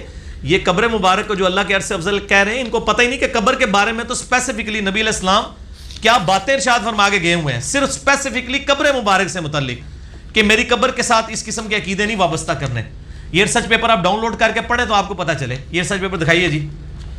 رسول اللہ صلی اللہ علیہ وآلہ وسلم کی آخری وصیت ہے. اس پہ میرا مسئلہ نمبر 27 ریکارڈڈ موجود ہے. قبروں سے متعلق، مزارات سے متعلق، گنبد خضرا سے متعلق ساری کی ساری چیزیں میں نے اس کے اندر صحیح الاسناد حدیث کی روشنی میں کور کی ہیں. صرف 4 صفحوں کے اوپر میں نے اہل سنت کا پورا مقدمہ رکھ دیا، کتابوں سے، بابوں سے نہیں، کتابوں سے. یہ کتابوں سے ہے. یہ آپ پڑھیں تو نبی علیہ السلام کتنے سینسٹیو ہیں اس مسئلے میں. مثلا اس میں بخاری اور مسلم کی متفق علیہ حدیث ہے, بخاری میں 1390, مسلم میں 1183. اما عائشہ کہتی ہیں جب نبی علیہ السلام کی وفات کے دن قریب تھے تو بیماری کی شدت کی وجہ سے آپ بار بار چہرہ مبارک سے چادر ہٹاتے اور بار بار کہتے لعن اللہ یہود والنصارى, اللہ کی لعنت ہو یہودیوں اور نصرانیوں پر, اتخذوا قبور انبیاء مساجدہ, انہوں نے اپنے نبیوں کی قبروں کو سجدہ گاہ بنا لیا تھا. اور اما عائشہ کہتی ہیں نبی علیہ السلام وفات کے دنوں میں یہ اس لیے کر رہے تھے تاکہ امت ڈر جائے. اور اما عائشہ کا آگے فتویٰ موجود ہے, وہ کہتی ہیں اگر یہ خوف نہ ہوتا کہ لوگ رسول اللہ صلی اللہ علیہ وسلم کی قبر پہ سجدے شروع کر دیں گے تو میں نبی علیہ السلام کی قبر مبارک کو زائرین کی زیارت کے لیے کھلا چھوڑ دیتی, مگر آپ صلی اللہ علیہ وسلم کو یہ خوف تھا جس کی وجہ سے آپ ہمیں بچنے کی تلقین کر رہے تھے. اما عائشہ کے زمانے میں بھی ہر شخص قبر رسول تک نہیں جا سکتا تھا, زائرین کی زیارت کے لیے کھلی نہیں ہوئی تھی قبر مبارک, اما عائشہ کی اجازت سے جاتا تھا, ورنہ یہ تو سارا مزار میلہ وہاں پہ بھی شروع کر دیتے. پھر مسلم شریف میں 1188 حدیث ہے, جندب کہتے ہیں نبی علیہ السلام نے اپنی وفات سے 5 دن پہلے فرمایا خبردار تم سے پہلے لوگ اپنے نبیوں اور نیک لوگوں کی قبروں کو سجدہ گاہ بنا لیتے تھے, خبردار میں تم کو منع کرتا ہوں. پھر مسند احمد میں حدیث ہے 7352, نبی علیہ السلام دعا کرتے تھے اللہم لا تجعل قبری وثنا یعبد, اے اللہ میری قبر کو ایسا بت نہ بننے دینا کہ لوگ اس کی عبادت کرنا شروع کر دیں. بت کا لفظ اپنی قبر مبارک کے لیے استعمال کر لیا. ظاہر ہے جس چیز کی بھی پوجا ہو اس بندے کا تو اپنا قصور نہیں ہے, لیکن ظاہر ہے کہ حضرت عیسیٰ علیہ السلام کا تو قصور نہیں ہے, لیکن عیسیٰ علیہ السلام کو جب کوئی ان کی پرستی شروع کر دے گا تو ظاہر ہے وہ من دون اللہ میں آ جائیں گے. ویسے تو حزب اللہ ہے, من دون اللہ کے اوپر بھی میرا کلپ ریکارڈڈ ہے. اچھا, اسی طریقے سے سنن ابی داؤد میں صحیح سند کے ساتھ ایک حدیث موجود ہے, اس میں بھی میں نے ڈالی ہوئی ہے 2042, آپ صلی اللہ علیہ وآلہ وسلم نے فرمایا کہ میری قبر کو میلہ گانا بنا لینا, تم دنیا کے کسی بھی حصے میں درود پڑھو گے مجھ تک پہنچ جائے گا. میری قبر میں میلہ نہ لگانا درود پڑھنے کے بہانے بھی, تم کہیں بھی درود پڑھو گے میرے تک پہنچا دیا جائے گا. ٹھیک ہے, اس طرح کی کئی اور احادیث ہیں. ایک اور حدیث ہے بخاری میں 1341, مسلم میں 1180, سیدہ عائشہ کہتی ہے کہ ام سلمہ اور ام حبیبہ نبی علیہ السلام کی وفات کے دنوں میں ان کے پاس بیٹھی ہوئی تھیں اور انہوں نے کہا جب ہم حبشہ گئے تھے ہم نے ماریہ نام کا ایک گرجا دیکھا تھا, نبی علیہ السلام کی وفات کے دن بالکل قریب تھے, بیماری کی حالت میں آپ اپنا فوراً اٹینٹیو ہوئے اور آپ فرمایا یہی تو ان کی خرابی تھی, جب ان کا کوئی نیک بندہ یا نبی فوت ہو جاتا تھا اس کی قبر کے اوپر مسجد بنا لیتے تھے, وہاں پہ اس کی تصویریں لٹکا دیتے تھے. قیامت والے دن یہ بدترین مخلوق بن کے اٹھائے جائیں گے. جس نبی علیہ السلام کا یہ مزاج ہو اس نبی کے بارے میں یہ عقیدہ دینا کہ ان کے قبر مبارک کا وہ حصہ جو ان کے جسم کے ساتھ لگا ہے وہ اللہ کے عرش سے افضل ہے, میرا خیال ہے کہ ایسے لوگوں کو فوراً سے پہلے توبہ کرنی چاہیے. باقی بزرگوں کا معاملہ اللہ کے سپرد, وہ دنیا سے جا چکے, وہ اپنے اعمال کا حساب کتاب خود دیں گے. میرے بھائی آپ اپنے آپ کو محفوظ کریں. اگر بابوں کو بجاتے ہوئے آپ نے کتابوں کو چھوڑ دیا تو قیامت دن یہ کتابیں ہی آپ کے کام آنی ہیں جو صحیح سند کے ساتھ ہم تک یہ دین پہنچا ہے, بابوں نے کام نہیں آنا. تو نبی صلی اللہ علیہ وآلہ وسلم کے ساتھ محبت کا ثبوت دیتے ہوئے جو آپ صلی اللہ علیہ وآلہ وسلم نے عقیدے پروپیگیٹ کیے ہیں انہی کو آپ اپنائیں. میرا خیال ہے میں اتنی ہی گفتگو کر سکتا تھا, اور بھی کافی ساری باتیں ہیں لیکن میں چاہ رہا تھا کہ باقی سوالات سے زیادہ اس کو امپورٹنس دی جائے کیونکہ یہ امت میں عقیدہ آیا تھا. یہ بالکل باطل عقیدہ ہے نبی علیہ السلام کی قبر مبارک کے بارے میں کہ ان کے جسم کا وہ مٹی کا حصہ جو جسم مبارک سے ٹچ ہے, اور پھر یہ جھوٹ بولتے ہیں, کہتے ہیں جی ہم نبی علیہ السلام کو اللہ کے عرش سے افضل کہہ رہے ہیں. بالکل جھوٹ بولتے ہیں. آپ کے بزرگوں نے یہ نہیں لکھا, ہمیں اردو آتی ہے, اردو کا ترجمہ بھی کر کے یہ المہند المفند لوگوں کے ہاتھ میں آ چکی ہے. ابھی پچھلے دنوں میں ایک دیوبندی بہت بڑے عالم کے پاس گیا, میں پہلے بھی جاتا ہوتا ہوں سارے علماء کے پاس, تو کافی بزرگ تھے, 80+ ان کی ایج ہوگی. میں نے ان کو کہا یہ المہند علی المفند میں جو یہ عقیدہ لکھا ہوا ہے خلیل احمد سہارنپوری صاحب نے کہ نبی علیہ السلام کی قبر مبارک جو ہے وہ اللہ کے عرش سے افضل ہے, تو یہ عقیدہ آپ مجھے سمجھا سکتے ہیں؟ مجھے تو سمجھ نہیں آیا, میں تو جس کے پاس گیا ہوں اس کے پاس دلیل نہیں, جذبات ہی ہیں. کہتے ہیں یہ مسئلہ تھوڑا حل بھی کو نہیں جو ہونا کیونکہ دلیل ہے ہی کوئی نہیں تھی. تو میں نے کہا جب دلیل نہیں تو کیوں رکھا ہے؟ کہتے ہیں جی اس لیے رکھا ہوا ہے کہ اس کے خلاف بھی کوئی دلیل نہیں ہے. خلاف حضرت آپ کے بزرگوں نے نہیں بتائی تھی, ہم نے انجینئرنگ کر کے سینکڑوں دلائل اس کے خلاف رکھ دی ہیں, قرآن پاک سے بھی احادیث سے بھی. اب بھی آپ کہیں گے خلاف دلیل کوئی نہیں ہے, یعنی آپ ایک عقیدہ خود بناتے ہیں پھر کہتے ہیں جی اس کے خلاف لے کے آئیں. ٹھیک ہے, ہم نے خلاف بھی ثابت کر دیا. ٹھیک ہے نا جی. تو یہ ان کے پاس دلائل کی اور پھر کہتے ہیں فروئی مسئلہ رکھ لیں تب بھی, آپ نہ رکھیں تو آپ پہ کوئی فتویٰ نہیں لگاتے. آپ رفع الیدین کر لیں ٹھیک ہے, ہم نہیں کرتے, آپ ہم پہ نہ فتویٰ لگائیں. ٹھیک ہے نا. یہ ہے کہ یہ کہتے ہیں اصل میں یہ کہنا چاہتے ہیں سانو نہ چھیڑو, ساڑھے پلے کوئی شے نہیں سی, تانوں نہیں چھیڑتے تسی سانو نہ چھیڑو. یہ کہنا چاہ رہے ہوتے ہیں، دلائل تو ہوتے نہیں ہیں. تو نبی علیہ السلام کے اوپر جھوٹ باندھا انہوں نے، علماء دیوبند نے بھی اور بریلوی علماء نے بھی. اللہ تعالیٰ قیامت والے دن ان کے ساتھ جو معاملہ کرے گا وہ تو کرے گا. دنیا میں جن لوگوں کو یہ پتہ چل گیا ہے وہ اپنے بابوں کے پیچھے کتابوں کو نہ چھوڑیں. اور میں یہ بھی نہیں کہتا میری بات مانیں، ہم کہتے ہیں ہم جو دلائل رکھ رہے ہیں انگریزوں کے زمانے کی لکھی ہوئی کتابوں سے نہیں رکھ رہے. یہ بخاری مسلم میرے بھائی اہل سنت کی مین سٹریم کی کتابیں ہیں. اس لیے تو ہم کہتے ہیں نہ میں وابی نہ میں بابی، میں ہوں مسلم علم و کتابی. ٹھیک ہو گیا جی. دوسرا سوال ہے، کیا نبی صلی اللہ علیہ وآلہ وسلم نے کبھی کسی صحابی کی اقتداء میں نماز پڑھی تھی؟ سنا ہے کہ سیدنا ابوبکر کے پیچھے پڑھنے لگے مگر انہوں نے مصلی ہی چھوڑ دیا. اس کے علاوہ اگر کسی اور صحابی سے کوئی روایت ملتی ہے تو بیان کر دیں. میرے بھائیو، یہ بات بالکل ٹھیک ہے، بخاری اور مسلم کی متفق علیہ حدیث ہے. نبی علیہ السلام کی وفات کے چیپٹر میں بھی ملتی ہے کہ 2-3 دفعہ ایسے ہوا کہ نبی علیہ السلام مسجد نبوی شریف میں آئے اور ایک دفعہ تو آپ صلی اللہ علیہ وسلم نے حضرت ابوبکر کو اشارہ کیا اور واپس چلے گئے. ایک روایت میں آتا ہے کہ بالکل قریب آ گئے اور سیدنا ابوبکر کو لوگوں نے مطلع کیا، کسی نے سبحان اللہ کہہ کے، کسی نے ہاتھ پہ ہاتھ مار کے، تو انہوں نے مصلی چھوڑ دیا. نبی علیہ السلام نے کہا کہ تم مصلی پر نماز پڑھاتے رہو، لیکن وہ پیچھے ہٹ گئے. پھر نبی صلی اللہ علیہ وآلہ وسلم مصلی پہ آئے. نبی صلی اللہ علیہ وآلہ وسلم نے بیٹھ کے نماز پڑھائی. حضرت ابوبکر تک ان تکبیرات کی آواز پہنچتی تھی اور وہ پیچھے مقتدی تک پہنچاتے تھے، سارے مقتدیوں تک. یہ بخاری مسلم دونوں میں موجود ہے. پھر بعد میں آپ صلی اللہ علیہ وآلہ وسلم نے فرمایا کہ ابوبکر جب میں نے حکم دیا تھا تم نماز پڑھاتے رہو تو تم نے کیوں نہیں پڑھائی؟ تو انہوں نے کہا کہ ابو قحافہ کے بیٹے کی کیا مجال کہ اللہ کے رسول تشریف لے آئیں صلی اللہ علیہ وآلہ وسلم اور وہ اپنے مصلی پر کھڑا رہے. یعنی یہ اپنے آپ کو نیچا کرنے کے لیے انہوں نے اپنے باپ کی طرف نسبت کی. ابو قحافہ کا بیٹا، ٹھیک ہے، اس کا کیا مقام اس حوالے سے کہ وہ رسول اللہ کے ہوتے ہوئے وہ امامت کے اوپر فائز ہو جائے. پھر آپ صلی اللہ علیہ وآلہ وسلم نے فرمایا کہ جب اس طرح نماز میں کوئی عارضہ لاحق ہو تو عورتیں جو ہے نا وہ یوں ہاتھ پہ ہاتھ مارا کریں، مرد جو ہے وہ سبحان اللہ کہہ کے امام کو مطلع کریں. کیونکہ کچھ صحابہ نے یوں مطلع کیا سیدنا ابوبکر کو، کچھ نے سبحان اللہ کہہ کے.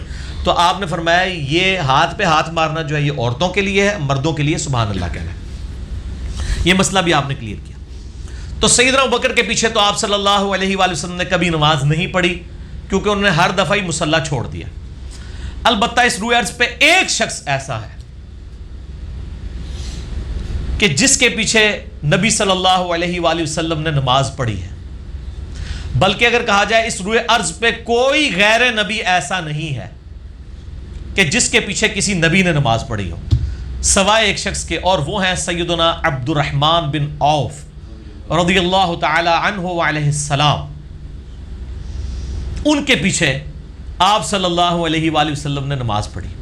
اور یہ حدیث صحیح مسلم کے اندر کتاب الطہارہ چیپٹر میں انٹرنیشنل نمبر کے مطابق 633 ہے. یہ نمبر مجھے اس لیے یاد ہو گیا کہ میں اکثر لوگ سوال پوچھتے رہتے ہیں، تو جو اکثر پوچھی جانے والی چیزیں نا وہ مجھے یاد رہ جاتی ہیں. 633 صحیح مسلم میں. مغیرہ ابن شعبہ رضی اللہ تعالیٰ عنہ کہتے ہیں کہ ایک سفر کے دوران، اس حدیث کے الفاظ ہیں، میں نبی صلی اللہ علیہ وآلہ وسلم کے ساتھ تھا، ہم لوگ باقی اصحاب سے کچھ پیچھے رہ گئے. یعنی سفر میں جا رہے تھے، کچھ قافلے آگے تھے کچھ پیچھے. تو میں نے نبی صلی اللہ علیہ وآلہ وسلم کو پہلے استنجے کے لیے پانی دیا، اس کے بعد آپ صلی اللہ علیہ وآلہ وسلم کو میں نے وضو کروایا. کہتے ہیں وضو کرتے وقت آپ صلی اللہ علیہ وسلم نے جب چہرہ مبارک دھویا اس کے بعد ہاتھ دھونے لگے تو آپ کے یہ کرتے کی جو آستین تھی نا یہ اتنی تنگ تھی کہ یہ کونیوں سے اوپر نہیں جا رہی تھی.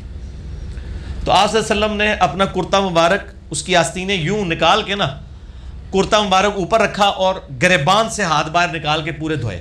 یہ ہمارے لیے بھی یعنی ایک عبرت کا معاملہ ہے. بعض لوگوں کی خصوصاً عورتوں کی بعض اوقات نہیں اوپر ہو رہے ہوتے کف تو وہ ادھر تک ہی ایسے کر لیتی ہیں. یہ پورا اوپر ہونا چاہیے تب یہ وضو ہوگا، کونیوں سمیت دھونا ہوتا ہے. تو نبی علیہ السلام نے اپنا کرتا ہی اتار لیا، اتار کے گریبان سے ہاتھ نکال کے تو وضو مکمل کیا.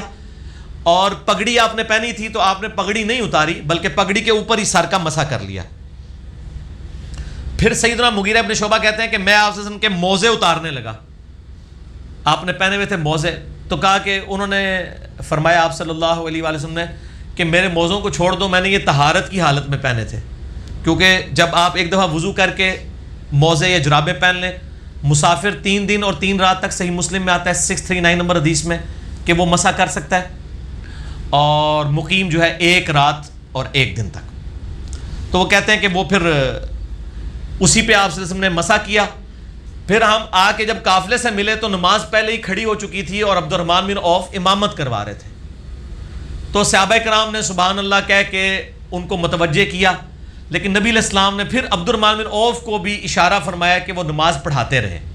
عبد الرحمن بن عوف نے حکم کو ادب پہ ترجیح دیتے ہوئے، جو اصلی مسئلہ بھی یہی ہے کہ حکم کو ادب پہ ترجیح دی جائے، نماز پڑھاتے رہے۔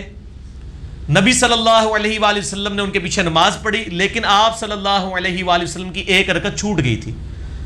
جب سلام پھیرا تو آپ صلی اللہ علیہ وآلہ وسلم کھڑے ہوئے، اور مغیرہ ابن شعبہ کہتے ہیں رضی اللہ تعالیٰ عنہ میں بھی کھڑا ہوا اور ہم نے اپنی 1 رکعت مکمل کی جو امام سے رہ گئی تھی۔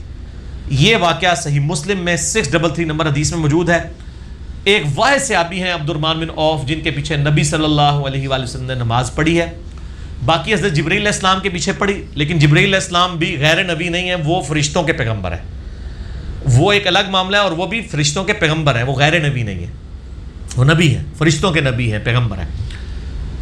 یہ عبد الرحمن بن عوف رضی اللہ تعالیٰ عنہ کی بہت بڑی خوبی ہے، اور اللہ تعالیٰ نے ان کو یہ فضیلت عطا فرمائی اس حوالے سے رضی اللہ تعالیٰ عنہ علیہ السلام۔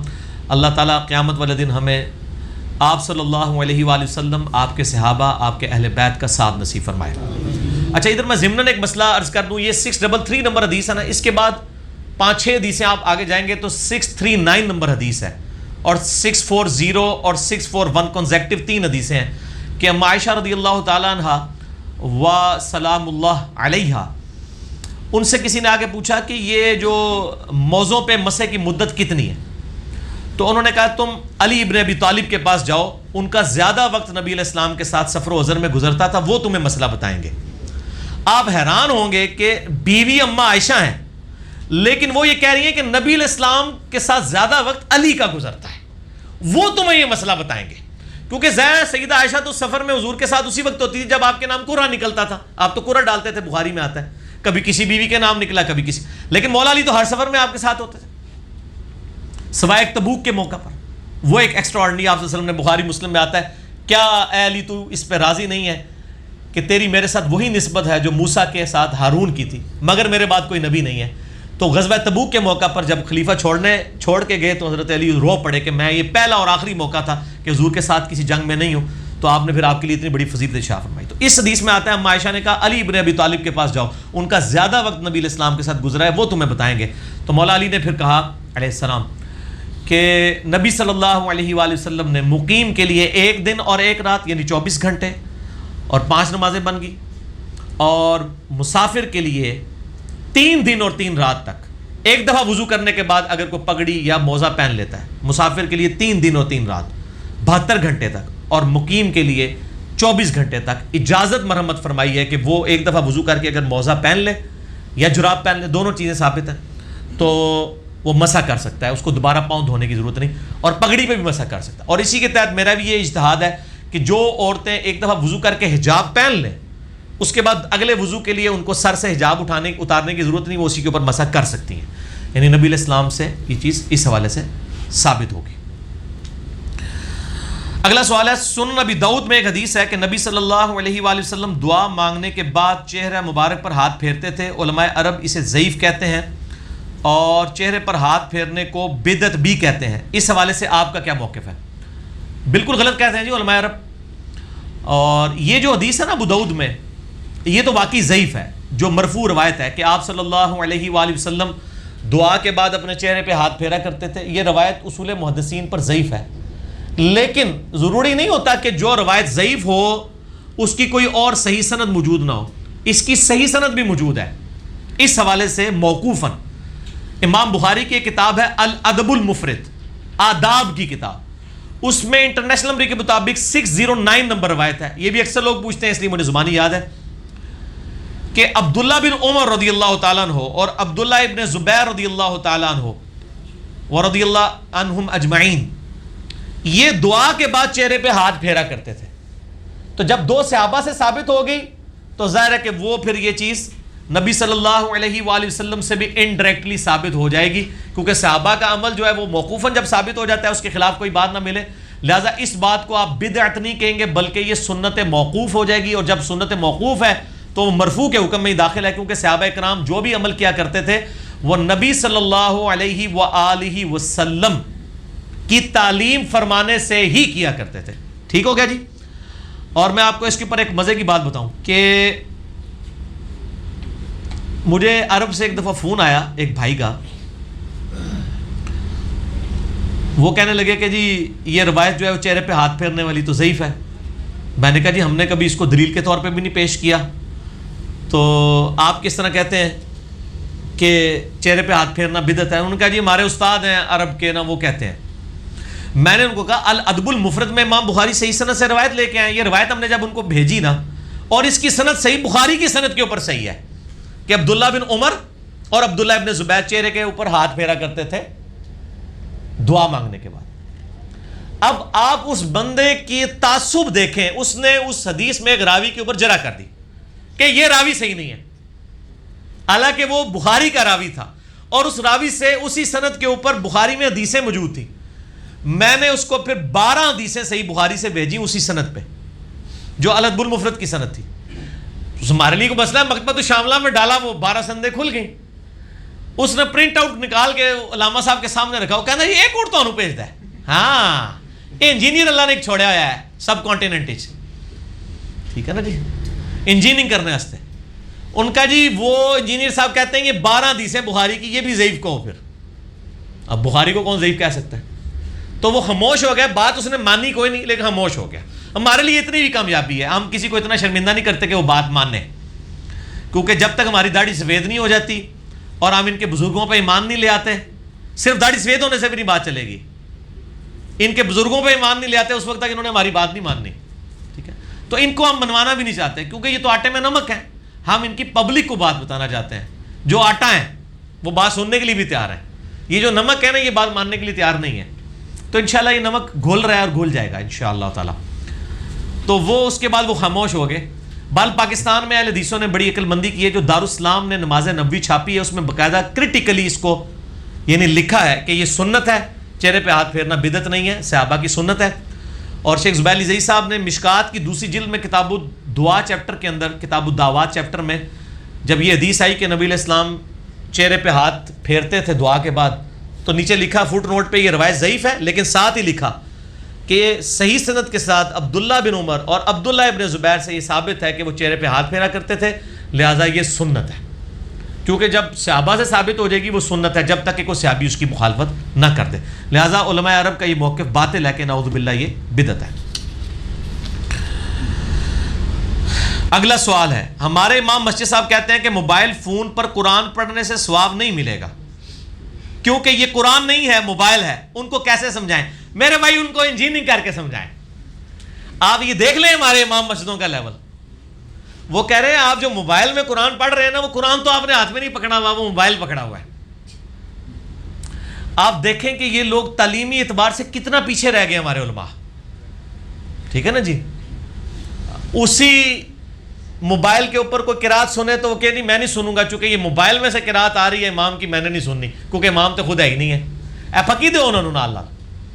ٹھیک ہے نا جی, ٹھیک ہے جی. اور دوسری طرف سپیکر جس کو انہوں نے شروع میں حرام کہا وہ لال ہو گیا, یہ بھی انشاءاللہ لال ہو جائے گا. یہ تو خیر مطلب کوئی بہت ہی جاہل امام ہے جس نے یہ بات کی ہے کہ موبائل فون پہ قرآن پڑھنے کے سوا. ان کو بتائیں, آپ علمی جواب دیں کہ صحابہ کے زمانے میں جو مصحف ہے نا, یہ مصحف قرآن ریٹن فارم میں, یہ کسی صحابی کے پاس نہیں تھا. یہ چند ایک نسخے تھے جو آپ علیہ السلام نے لکھوائے تھے, سینکڑوں میں بھی نہیں تھے, درجنوں میں بھی نہیں تھے, 1 درجن سے کم نسخے تھے. تو صحابہ کرام قرآن پڑھا کرتے تھے زبانی. تو زبانی قرآن پڑھنے والوں کو اگر ثواب مل رہا ہے تو موبائل پہ پڑھنے والے کو کیوں نہیں ملے گا؟ تو 2 کام کر رہا ہے کہ زبانی بھی پڑھ رہا ہے اور حروف بھی دیکھ رہا ہے.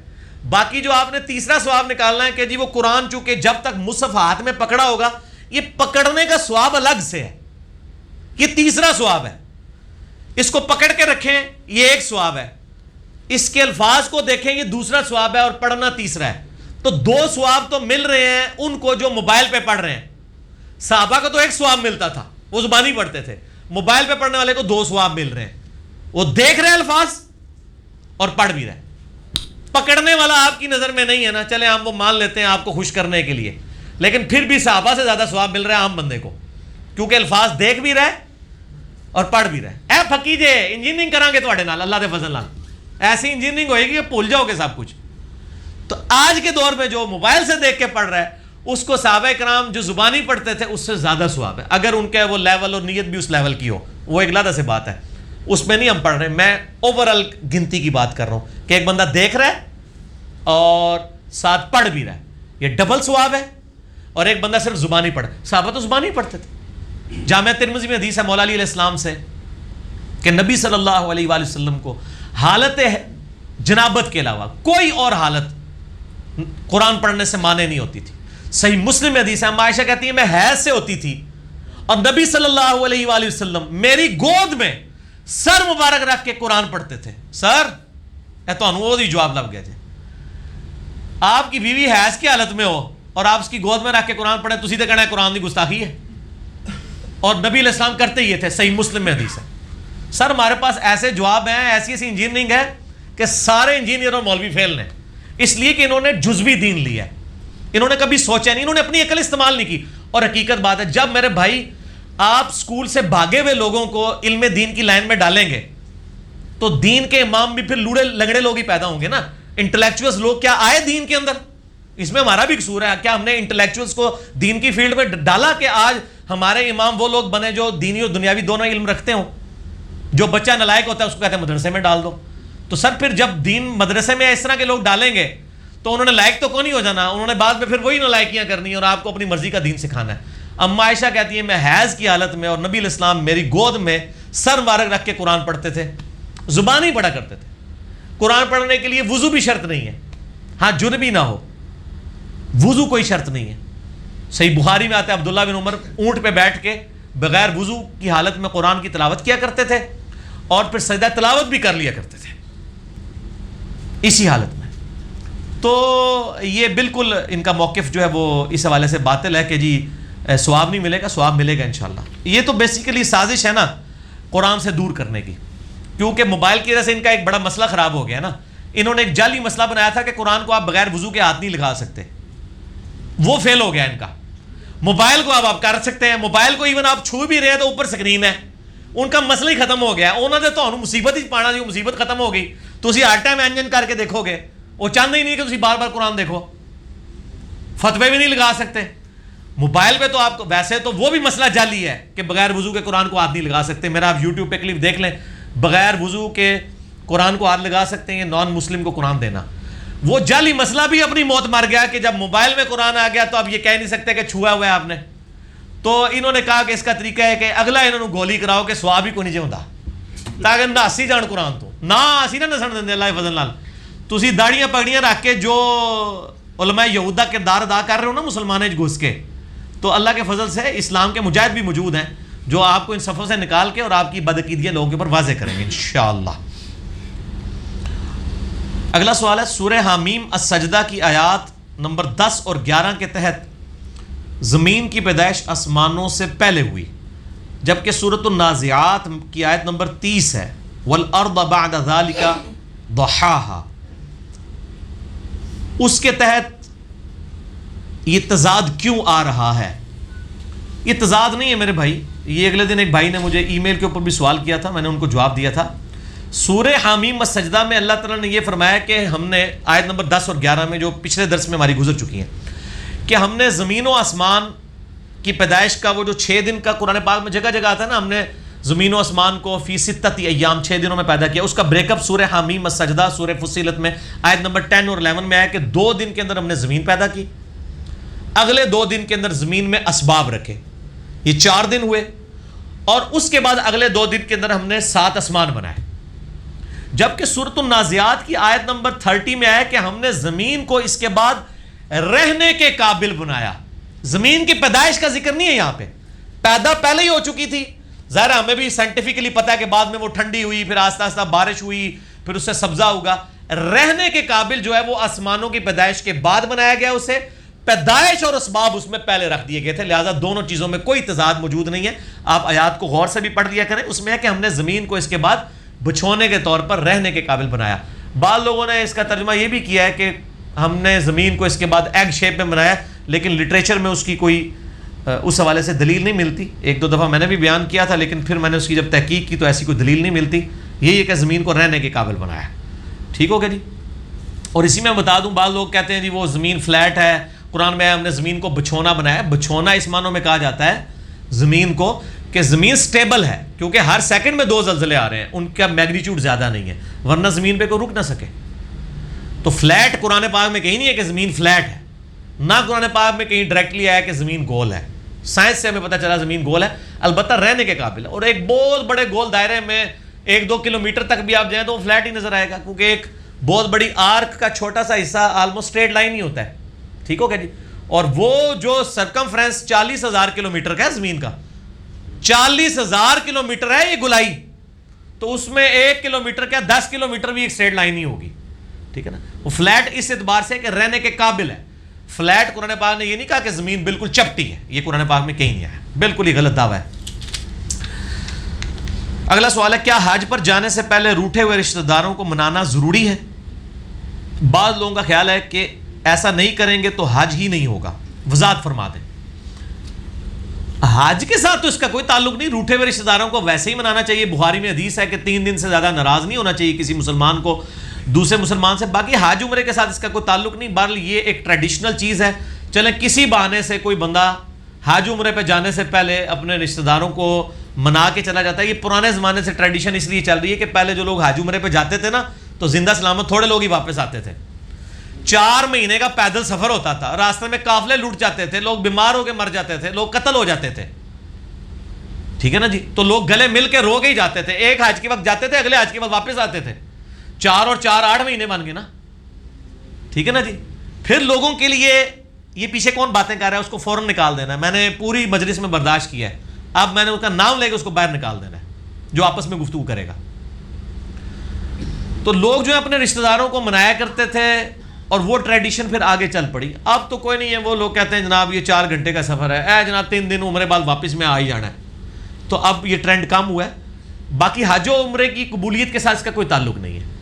آپ منوائیں, ضرور منائیں رشتہ داروں کو, اس کے بغیر بھی منائیں, لیکن چونکہ زندگی موت کا پتہ نہیں, سفر پہ جا رہے ہیں, اس لیے لوگوں میں ایک اچھا ٹرینڈ ہے, ہم اس کو انڈورس کرتے ہیں. حج عمرے کی قبولیت کے ساتھ اس کا کوئی تعلق نہیں ہے. نہ حق آپ لوگوں کے ساتھ زیادتی نہ کریں, ورنہ ظاہر ہے کہ وہ اللہ تعالیٰ کے حضور جرم ہے. کیا حاجی کو حج اور عید کی قربانیاں الگ الگ کرنی ہوں گی؟ کوئی ضروری نہیں الگ کرنا. یہ حنفیوں نے جعلی مسئلہ بنا لیا ہے کہ جی جو حج پہ گیا ہے وہ ادھر لادہ قربانی دے گا حج تمتع کی, اور یہاں پہ وہ اپنے پچھلے رشتہ داروں سے قربانی عید کی لادہ کروائے گا. بھائی نبی علیہ السلام نے بھی حج کیا, آپ نے کوئی الگ قربانی نہیں کی ہے. حج کی قربانی ہوتی ہے ہدی, اور عید کی قربانی ہوتی ہے اضحیٰ. جو بندہ حاجی ہے اگرچہ وہ ایک سفر میں حج اور عمرے سے تمتع نفع اٹھا رہا ہے, وہ اس کے ایکویلنٹ دے رہا ہے, لیکن وہی اس کی عید کی بھی قربانی شمار ہو جائے گی. ویسے بھی وہ مسافر ہے, مسافر کے اوپر تو قربانی ہوتی نہیں, اور ویسے بھی سنت موقدہ ہے, یہ قربانی کو واجب نہیں ہے. قربانی پہ میرا مسئلہ 52 دیکھ لیں, اور اس معاملے میں یہی ہے. اگر کوئی دینا چاہتا ہے ٹھیک ہے, گڑ ڈالے جتنا میٹھا ہوگا, کوئی مسئلہ نہیں, ڈالے. پچھلوں کو کہے کہ وہ کرتے رہیں, لیکن یہ ضروری نہیں ہے, اور اس کو دین کے اندر انجیکٹ نہ کریں. اگر ماں باپ نے حج و عمرہ نہ کیا ہو تو اولاد کر سکتی ہے؟ بالکل کر سکتی ہے. ماں باپ پہ تو فرض ہی نہیں نا حج و عمرہ. ایک ماں باپ غریب تھے, ان کے پاس مال نہیں تھا, اب ماں یہ کہ جی میں دودھ نہیں بخشاں گی, جے منو نہ پہلے کرایا تو زنانی نو لے گیا, یہ بالکل فرسودہ باتیں ہیں. جس کے پاس مال ہے اسی کے اوپر واجب ہے بھائی حج و عمرہ. عمرہ تو واجب نہیں ہے, حج فرض ہے اس کے اوپر, تو وہی کریں گے. ماں باپ کو کروانا چاہتے ہیں آپ ضرور کروائیں, لیکن اگر آپ کے پاس اضافی مال ہے, ورنہ جس کے پاس مال ہے اسی پہ ہے. ماں باپ نے کیا ہے نہیں کیا اس کے ساتھ کوئی تعلق نہیں ہے. اچھا کسی نے حج عمرے پہ ہمیشہ لوگ بات کرتے ہیں, کسی یہ نہیں کہا کہ کسی نے ماں پہ نماز نہ پڑھ دے ہوتے پھر نماز پڑھ لینی چاہیے. اے پکی جے, یہ سنا آپ نے؟ کبھی نہیں سنا. حالانکہ نماز تو اس سے بھی بڑی عبادت ہے. چھوٹی عبادت کے لیے پوچھ رہے ہوتے ہیں, ماں باپ نے حج نہیں کیا تو میں کر لوں. نماز کے لیے نہیں پوچھ رہے ہوتے, کیونکہ پتہ یار وہ تو فرض ہے, وہ تو کرنی ہے. ٹھیک ہو گیا جی. حج اور عمرے پر آپ کے کون سے لیکچر ہیں، ان کے نمبر بتا دیں. مسئلہ نمبر 54A اور B حج اور عمرے پہ ہے، اور 54C اور D اس کا تیسرا اور چوتھا پارٹ قبر رسول کی حاضری پہ ہے صلی اللہ علیہ وآلہ وسلم.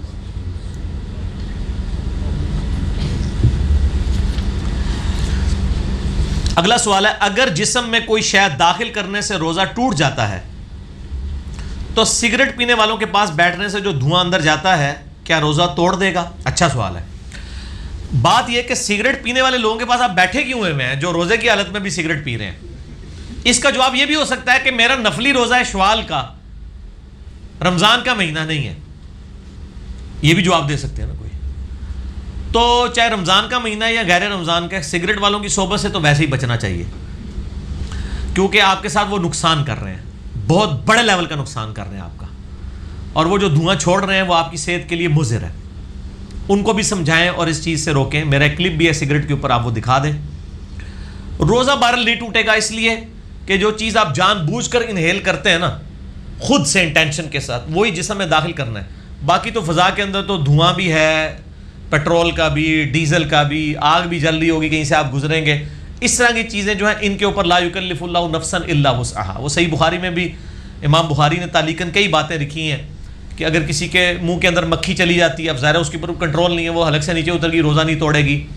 اس طرح کی کئی اور چیزیں ہیں جن کے اوپر گرفت نہیں ہے، تو یہ بھی اسی کے اندر داخل ہے، کیونکہ آپ خود سے داخل نہیں کر رہے. جو سگریٹ پیتا ہے وہ تو ظاہر ہے کہ اس کا روزہ ٹوٹ جائے گا.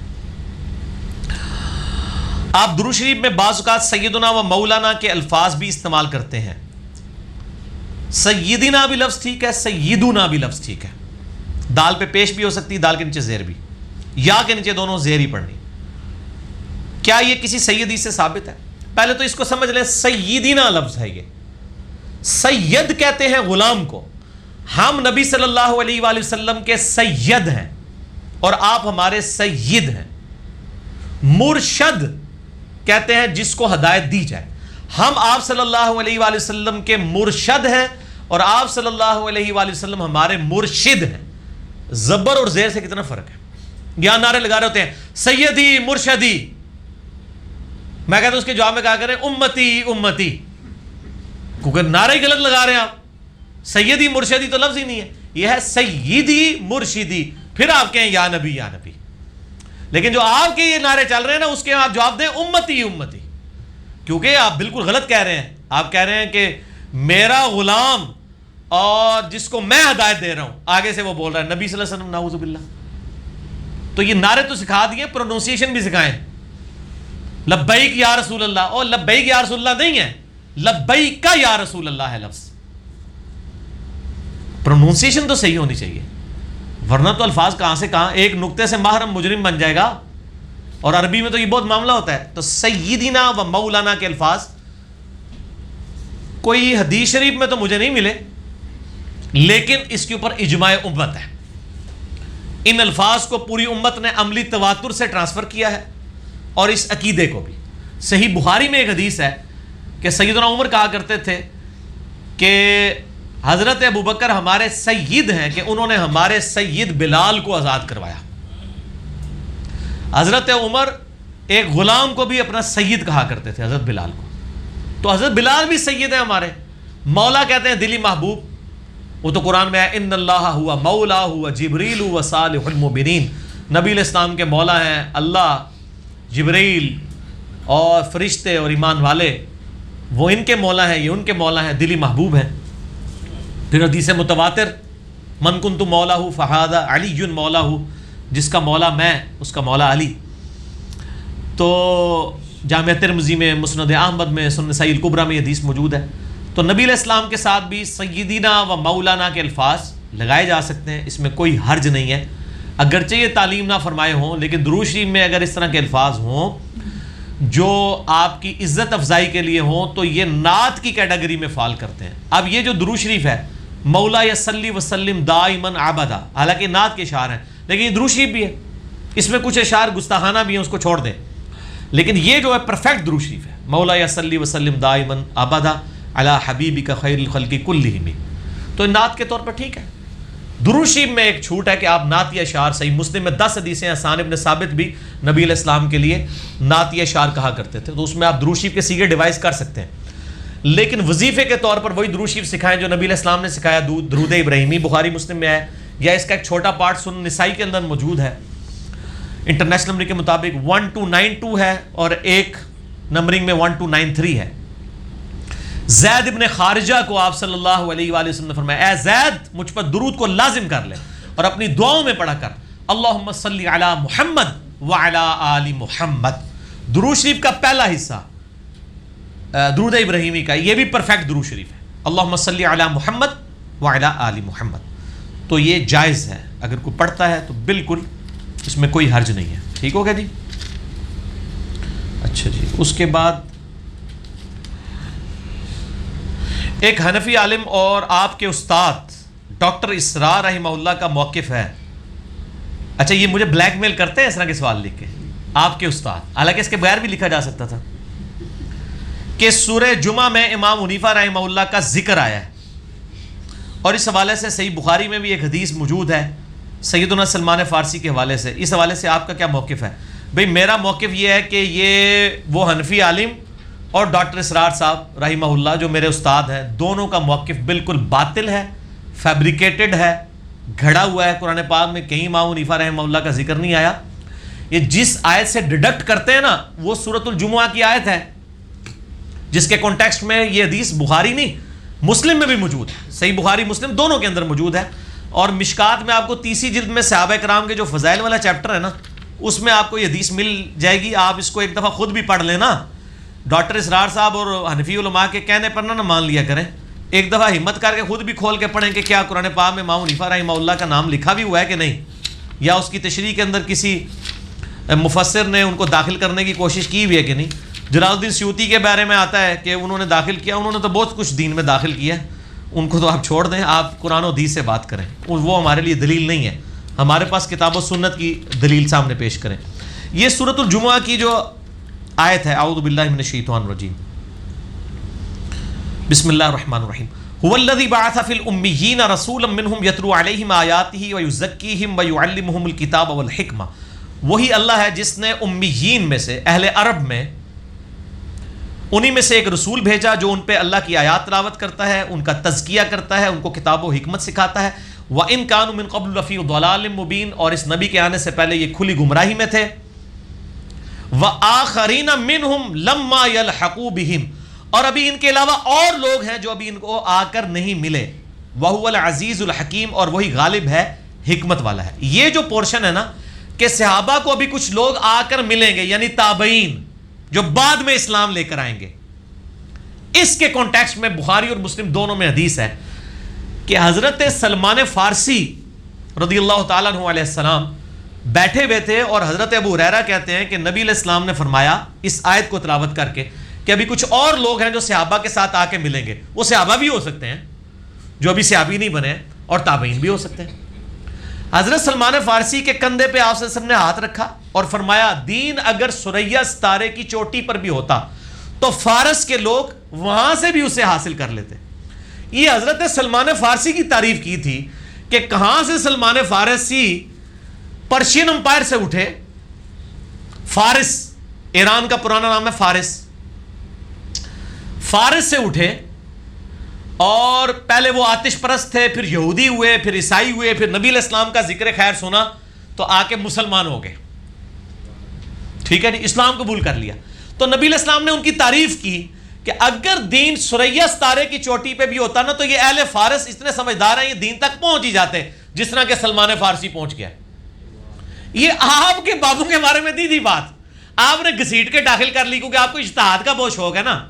پہلے تو لوگوں کو بتائیں سلمان فارسی کی تعریف کی تھی، اور اس میں آپ کے لیے بھی جواب ہے۔ منو لوگ کہتے ہیں اے جناب پہلے بریلوی سی، پھر دیوبندی ہویا، پھر اہل حدیث ہویا، پھر فلانا ہویا، ان کا قادیانی ہو جائے گا۔ تو میں آپ سے بھی کہتا ہوں سلمان فارسی پہلے آتش پرست تھے، پھر یہودی ہوئے، پھر عیسائی ہوئے، پھر مسلمان ہوئے، اور اگر آپ کے زمانے میں ہوتے آپ کہتے ہیں انہوں نے قادیانی ہو جانا ہے۔ تو سلمان فارسی قادیانی نہیں ہویا تو انجینئر صاحب بھی نہیں ہوتے، بے فکر ہو اپنے بابیاں کو کہو کہ انجینئرنگ ادھر بھی کرتی ہے۔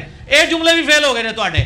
سلمان فارسی نے بھی 4 مذہب بدلے نے تو مسلمان ہی مریا ہے۔ اللہ کے فضل نال اسی بھی انشاءاللہ تعالی مسلمان ہی مران گے، پکی نال نال ٹھیک ہے، کوئی رمضان تازہ ختم ہوا ہے نا، پکیاں تھوڑی جی کٹھیاں ہوئی ہیں نا، نال دینیاں نے، یہ مسئلہ بھی نکل رہا ہے جناب. اچھا دوسرا، امام حنیفہ رحمہ اللہ تو فارس کے رہنے والے ہی نہیں تھے، یہ جھوٹ ہے، وہ افغانی تھے، پٹھان تھے، یہ بالکل جھوٹ بولا ہے.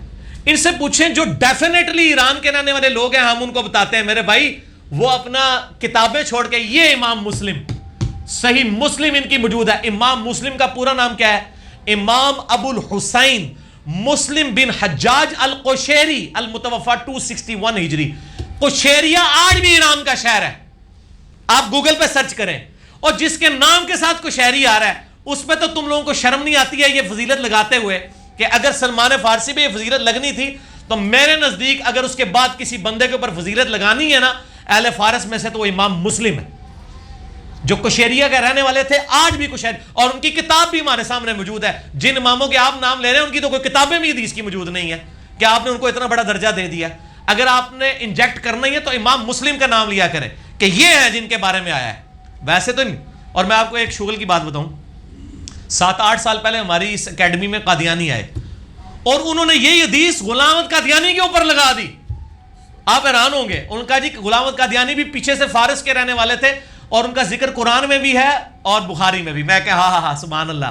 ساڈے حنفی پرا کہندے نے امام حنیفہ دا ذکر ہے، اور ساڈے انسانی رشتے چ پرا، مذہبی رشتے چ نہیں، قادیانی، وہ کہندے نے کہ یہ غلام احمد قادیانی صاحب دے بارے چ ہے. تے میرے بھائی دوئے جڑے نے دوئے دے دعوے جھوٹے نے. اگر کسی کے بارے میں ہے تو سلمان فارسی کے بارے میں ہے تعویل خاص کے اعتبار سے، اور تعویل عام کے اعتبار سے امام مسلم کے بارے میں آپ کہہ سکتے ہیں جو واقعی وہاں کے تھے. امام حنیفہ رحمہ اللہ پٹھان تھے، اور پٹھان ہونا بھی کوئی عیب نہیں ہے، مطلب نعوذ باللہ افغانستان کے رہنے والے تھے. امام ابو داؤد اور امام ترمذی یہ دونوں افغانستان کے ہیں، ترمذ آج بھی افغانستان کا شہر ہے. لیکن فارس کے اوپر آپ نے لگانا ہے تو امام مسلم کے اوپر لگتا ہے. لہٰذا یہ میں نے جواب دے دیا. ابھی اذانیں شروع ہو گئی ہیں عصر کی، نماز عصر کا وقفہ کرتے ہیں، باقی سوالات انشاءاللہ اس کے بعد ہوں گے. ٹھیک ہے جی، ہاں جی، نماز عصر کے وقفے کے بعد اگلے سوالات کی طرف آتے ہیں. نماز میں رکوع سے اٹھتے ہوئے ربنا لک الحمد پڑھنا چاہیے یا ربنا ولک الحمد؟ یہ میرے بھائیو نماز محمدی صلی اللہ علیہ وآلہ وسلم پہ میرا پورا ریسرچ پیپر ہے، ریسرچ پیپر نمبر 8. آپ یوٹیوب پہ لیکچر بھی دیکھ سکتے ہیں، 70A اور B مسئلہ، اس میں پریکٹیکل بھی میں نے کر کے دکھایا جو لاکھوں لوگوں نے دیکھا ہے. صحیح بخاری اور مسلم میں تینوں الفاظ موجود ہیں، ربنا لک الحمد بھی ہے، ربنا ولک الحمد بھی ہے، اور اللہم ربنا ولک الحمد بھی ہے. یہ تینوں سنت ہیں، تینوں نبی صلی اللہ علیہ وآلہ وسلم سے ثابت ہیں. ایٹ لیسٹ ربنا لک الحمد ہے، تو ان تینوں میں سے کوئی بھی آپ پڑھ سکتے ہیں. اس کے بعد بھی ہے، وہ آپ جتنا گڑ ڈالیں گے اتنا میٹھا ہے. حمدن کثیرن طیبا مبارکن فی، یہ بھی ثابت ہے. ملء السماوات والارض وما بینہما وملء ما شئت من شیء من بعد، یہ بھی ثابت ہے. اللہم لا مانع لما اعطیت ولا معطی لما منعت ولا ينفع ذا الجد منک الجد، یہ بھی ثابت ہے. اسی طریقے سے دعائے استفتاح جو ہیں وہ بھی ایک سے زیادہ ہیں. ایک تو عموماً ہے نا سبحانک اللہم وبحمدک، اس کے علاوہ بھی ہے اللہم باعد بینی وبین خطایا، یہ والی بھی ہے. ایک اور بھی ہے اللہ اکبر کبیرہ والحمد للہ کثیرہ وسبحان اللہ بکرۃ واصیلا، یہ بھی ثابت ہے. اور دعائیں بھی ثابت ہیں، وہ آپ کوئی بھی کر سکتے ہیں، ساری بھی پڑھ سکتے ہیں، کوئی ایک بھی پڑھ سکتے ہیں.